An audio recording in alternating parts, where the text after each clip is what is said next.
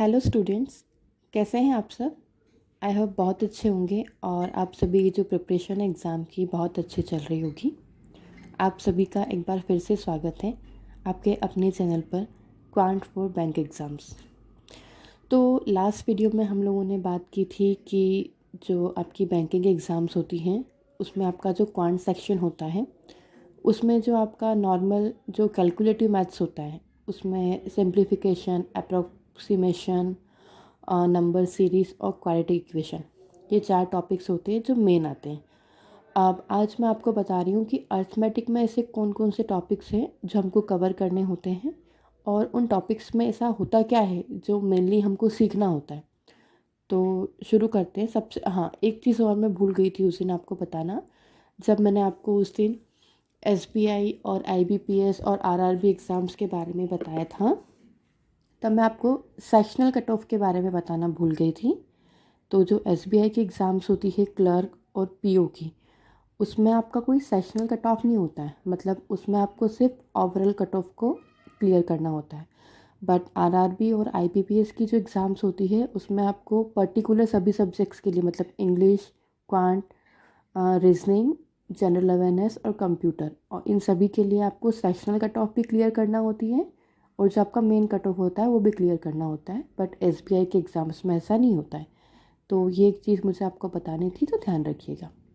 चलो, अब हम शुरू करते हैं हमारे अर्थमेटिक के टॉपिक्स। कौन कौन से टॉपिक्स होते हैं अर्थमेटिक में। अर्थमेटिक के जो आपके 3 बेसिक टॉपिक्स होते हैं वो होते हैं आपके रेशियो एंड प्रपोर्शन, परसेंटेज और एवरेज। उसमें भी परसेंटेज आपको पता है, हमने बचपन से पढ़ा है 20%, 90%, 10%, किसी भी चीज़ का जो निकालना होता है वो परसेंटेज होते हैं। बस यहाँ पे थोड़ा सा मॉडिफाई होके आपको सॉल्व करना रहेगा। एवरेज आपको पता है कि आपको 5 स्टूडेंट्स का एवरेज हाइट दिया हुआ है, तो आपको बताना है कि पर्टिकुलर एक स्टूडेंट का कितना हाइट होगा, या ऐसा ही कुछ आपको दिया होगा कि अगर कोई से भी मान लो 5 पेंसिल्स का एवरेज दिया है प्राइस, तो आपको 1 पेंसिल का निकालना है। ऐसे हमने कर रखा है। रेशियो एंड प्रपोर्शन में क्या होता है, जो आपका कोई भी चीज़ अगर आप सॉल्व करते हो, जैसे कि फॉर एग्ज़ाम्पल हम जब स्कूल में नॉर्मल जो क्वेश्चंस करते थे किस चीज़ के, लेते हम जैसे प्रॉफिट एंड लॉस और एसआईसीआई, सिंपल इंटरेस्ट और कंपाउंड इंटरेस्ट, जब इनको स्कूल में सॉल्व करते थे तब हम फार्मूला लगा के सॉल्व करते थे। बट होता क्या है, वो मेथड बहुत ज़्यादा लेंदी हो जाता है। तो अभी बैंक एग्ज़ाम में हमको टाइमिंग बहुत कम मिलता है, प्री जो एग्ज़ाम होता है उसमें क्वेश्चंस को सॉल्व करने के लिए। तो उनको जो सॉल्व करने का सबसे इजी मेथड होता है कि आप उनको रेशो में कन्वर्ट कर लो और फिर उसको सॉल्व करो। वो होता कैसा है, हम जब सॉल्व करेंगे तब आपको समझ में आएगा। बट अब अभी आप इतना देख लीजिए कि रेशो एंड प्रपोर्शन से आप इतने सारे जो टॉपिक्स हैं वो अर्थमेटिक के कवर कर सकते हैं। कौन कौन से टॉपिक्स होते हैं, कुछ तो इसमें से आपने स्कूल में भी पढ़ रखे होंगे, जैसे profit and loss, simple interest, compound interest, boat and stream. Boat and stream में क्या होता है, जैसे आपको किसी बोट का स्पीड दिया होता है कि जो आपकी जैसे स्ट्रीम क्या होता है, स्ट्रीम हमारा जो नदी की धारा होती है ना, आपका रिवर का जो स्ट्रीम होता है वो जिस डायरेक्शन में फ़्लो कर रहा है। तो अगर आपकी जो बोट है वो स्ट्रीम के साथ फ़्लो कर रही है तो उसका स्पीड क्या होगा, और अगर जो आपका बोट है वो स्ट्रीम की अपोजिट डायरेक्शन में फ़्लो कर रही है तो उसका स्पीड क्या होगा। इस तरह से इसको हम सॉल्व करते हैं। उसके बाद में टाइम एंड वर्क पता है आपको। 4 बॉयज़ मिलके किसी प्रोजेक्ट को कंप्लीट करते हैं 4 दिन में, तो आपको बताना है अगर एक ही बॉय होगा तो उसको कंप्लीट करने में कितना टाइम लगेगा। इस टाइप के जो क्वेश्चंस होते हैं वो टाइम एंड वर्क में आते हैं। नेक्स्ट है आपका पाइप एंड सिस्टम, ये भी इसी पे बेसिक होता है। जैसे वो किसी टंकी की बात कर रहे होते हैं हम, टंकी में कोई नल लगा हुआ होता है, वो इस टंकी को इतने मिनट्स में भर सकता है, या दूसरा जो नल है वो इस टंकी को इतने मिनट्स में खाली कर सकता है। तो वो भी टाइम एंड वर्क पे बेसिक होता है, तो मैंने दोनों को साथ में लिखा हुआ है।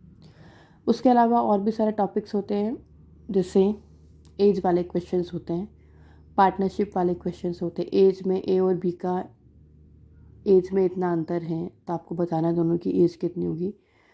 पार्टनरशिप में सपोज़ 2 पर्सन हैं, उन्होंने जैसे फर्स्ट वाला ए है, उसने 1000 रुपीज़ लगा के किसी बिज़नेस में इन्वेस्ट किया और बी ने 2000 रुपीज़ लगा के किया और दोनों ने 12 मंथ के लिए किया। तो हमको बताना है कि 12 मंथ के बाद उन दोनों का जो भी प्रॉफिट होगा वो किस रेशो में होगा। तो हम इसको ऐसे सॉल्व करते हैं ना। Mixture and allegation. Mixture and allegation क्या होता है, जैसे आपको कोई भी 2 मिक्सचर होते हैं, उसमें 2 अलग अलग टाइप की क्वांटिटीज़ होती है। जैसे मान लो दूध और पानी, मिल्क और वाटर का जो रेशियो होता है ना, उस टाइप के जो क्वेश्चंस होते हैं वो मिक्सचर एंड एलिगेशन में आते हैं। Next, speed, time and distance, ये आपने स्कूल में भी पढ़ा है। ट्रेन की गति, कार की गति, बस की गति, जो भी स्पीड्स होती है। फार्मूला पता है आपको, चाल बराबर दूरी बटे समय, speed equals to distance upon time. तो ये उस टाइप के क्वेश्चंस है। उसके अलावा कुछ और टॉपिक्स भी होते हैं। प्रोबेबिलिटी, प्रायिकता आपने स्कूल में पढ़ा है 11th-12th में, जिनका भी मैथ्स है उन्होंने। नेक्स्ट है परम्यूटेशन एंड कॉम्बिनेशन और एक मेंसुरेशन। तो मेरा अभी तक का जितना भी एक्सपीरियंस है, मेरे अकॉर्डिंग अगर आप ये इतने वाले ऊपर के टॉपिक्स कवर कर लेते हो और उसके बाद अगर ये 3 टॉपिक्स अगर आप छोड़ भी देते हो तो भी कोई ख़ास प्रॉब्लम नहीं होगी। वैसे हम ये टॉपिक्स भी करेंगे, बट अगर आपने इतना पूरा कर लिया है तो आपका जो करंट सब्जेक्ट है उसको आप कर सकते हो, इजीली सॉल्व कर सकते हो और बहुत अच्छे मार्क्स आ सकते हैं आपके। इसीलिए मैंने इन 3 टॉपिक्स को अलग से लिखा हुआ है। तो हमारा अर्थमेटिक में इतना ही होता है। एक चीज़ और, जिन बच्चों का 11th-12th में मैथ्स नहीं था या जिनका मैथ्स वीक है, उनको ये सारे टॉपिक्स करने के पहले मैथ्स के कुछ बेसिक करना पड़ेंगे। तो हम जब भी मैथ्स पढ़ना शुरू करेंगे नेक्स्ट क्लास से, तो हम सबसे पहले ये वाले टॉपिक्स कवर करेंगे। उसके बाद ही आगे हम हमारा कैलकुलेटिव जो मैथ्स है वो करेंगे और अर्थमेटिक करेंगे। ये टॉपिक कौन कौन से? Number system. नंबर सिस्टम बहुत छोटा सा टॉपिक है, हमको सबको ईजी लगता है, बट कई बार बहुत ज़्यादा कन्फ्यूज़न होता है। होल नंबर्स क्या होते हैं, प्राइम नंबर्स क्या होते हैं, इंटीजर्स, नेचुरल नंबर्स, मतलब बहुत सारा इसमें भी हैं। तो जो भी छोटा मोटा कन्फ्यूज़न है वो मैं आपका एक क्लास में क्लियर कर दूँगी नंबर सिस्टम का। एलसीएम और एचसीएफ बहुत छोटा सा टॉपिक है, वो भी इसी के साथ कवर हो जाएगा।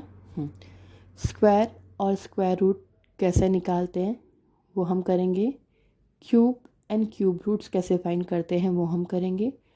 उसके साथ ही एक चीज़ और है, conversion of percentage into fraction. ऊपर जो मैंने बात करी थी रेशियो एंड प्रपोर्शन की, रेशियो एंड प्रपोर्शन आपका तभी सॉल्व होगा जब आपको परसेंटेज से फ्रैक्शन में और फ्रैक्शन से परसेंटेज में कन्वर्जन करना आता होगा। फॉर एग्जांपल, एक छोटा सा एग्जांपल लेते हैं, 10%। अगर आप किसी भी चीज़ के 10% की बात करते हो तो उसको आप लिखते हो 10/100। जब हम इसको कैंसिल करते हैं तो ये होता है 0 से कैंसिल होके 1/10 हो जाता है। मतलब 10% को अगर आप फ्रैक्शन के फॉर्म में लिखते हो तो वो 1/10 होता है। ऐसे बहुत सारे फ्रैक्शन के कन्वर्जन होते हैं परसेंटेज के फ्रैक्शन में, तो हम उनकी वो सॉल्व करके आपको बताऊंगी मैं।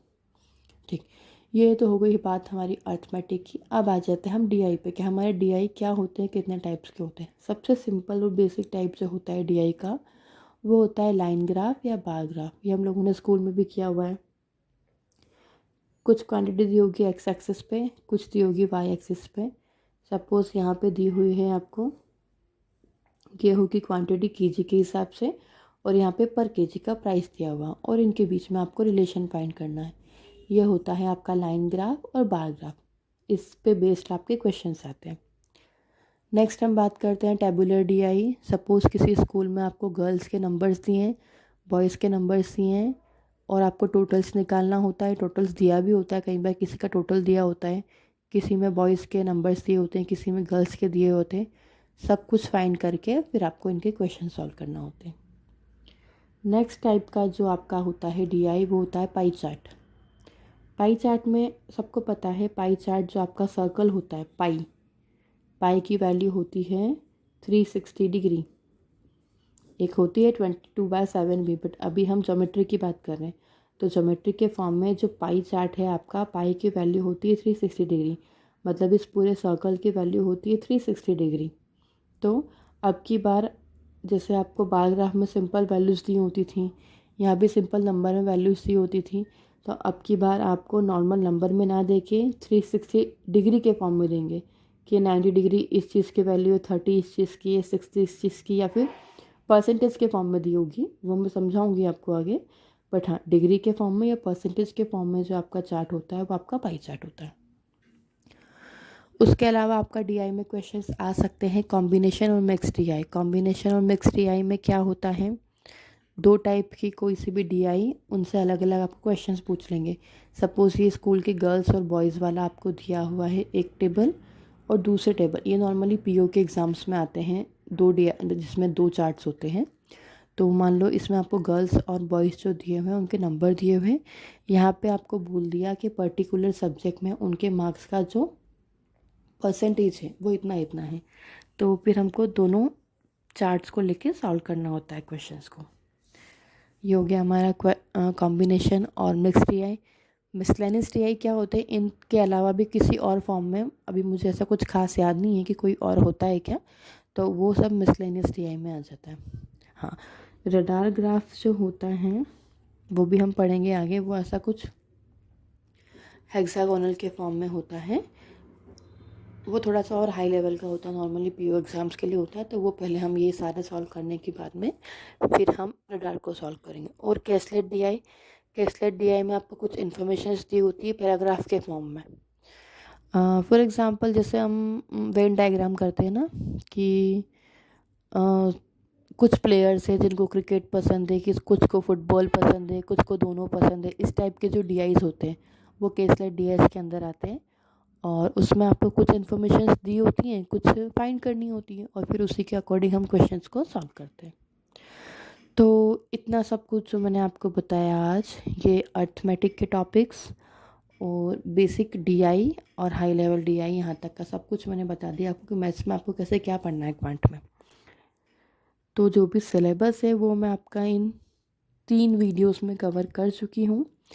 अब नेक्स्ट वीडियो से हम हमारा जो बेसिक क्वांट है, नंबर सिस्टम, जहाँ से आपको मैथ्स नॉर्मली सिर्फ बैंक एग्ज़ाम के लिए नहीं, मतलब कोई भी सपोज़ कोई स्टेट लेवल की एग्ज़ाम की तैयारी कर रहा है, एसएससी की तैयारी कर रहा है, यूपीएससी की तैयारी कर रहा है, किसी भी एग्ज़ाम की तैयारी कर रहे हो आप, अगर आपको यूपीएससी मैं मैथ्स मुझे इतना नॉलेज नहीं है होता है कि नहीं, बट हाँ, किसी भी अगर आप एग्ज़ाम की तैयारी कर रहे हो और उसके लिए आपको अगर मैथ्स प्रिपेयर करना है तो उसका बेसिक स्टार्ट तो यहीं से होता है, number system, LCM, HCF, square root से।